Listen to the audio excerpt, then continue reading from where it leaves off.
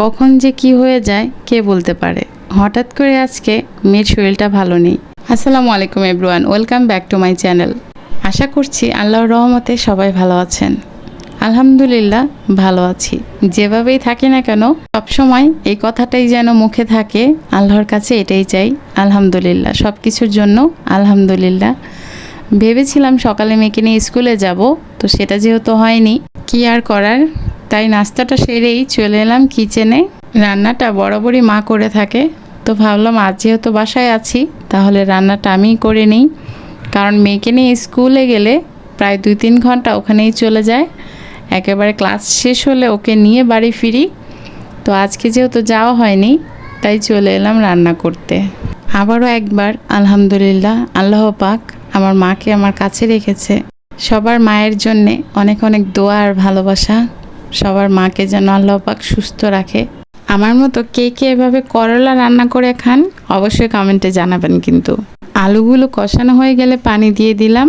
আর আমি করলাটা আগে থেকে একটু ভাপ দিয়ে নিয়েছিলাম, ভাপ দিয়ে পানিটা ফেলে দিয়েছি, এখন উপর থেকে ছড়িয়ে দিলাম।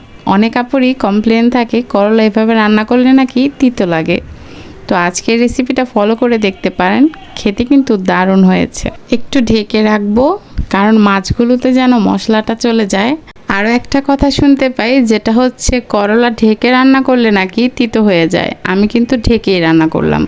এখন যেহেতু নামিয়ে নেব তাই উপর থেকে গন্ধরাজ লেবুর কিছু পাতা ছড়িয়ে দিয়ে ঢেকে দিচ্ছি আবারও প্রায় 10 মিনিটের জন্যে। আর খাবারের আগে এভাবে উঠিয়ে ফেলে দিলেই হবে। আর পাতাটা দিয়ে কিন্তু জাল করা যাবে না, এতে করে তিতো হয়ে যেতে পারে। কোন কোন আপু আমার মতো এইভাবে করলা রান্না করে খান অবশ্যই কমেন্টে জানাবেন।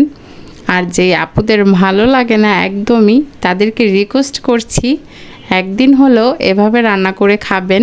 আপনি তো খাবেনই, সাথে আপনার পরিবারের সবাইকে খাওয়াবেন। স্বাদটা কিন্তু মুখে লেগে থাকার মতো। বেশ অনেকটা সময় কথা বললাম, কথা বলতে বলতে রান্নাটা প্রায় শেষ।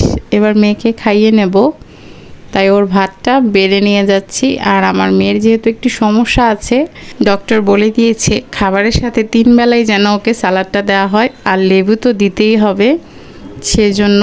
আর সালাদ ওভাবে ও খেতে চায় না, শুধুমাত্র শসাটাই ও নেয়, তাই এভাবে দেয়া। সবাই দোয়া রাখবেন। আজকে এ পর্যন্তই ছিল, বিদায় নিচ্ছি। ভালো থাকবেন সবাই। আসসালামু আলাইকুম, আল্লাহ হাফেজ।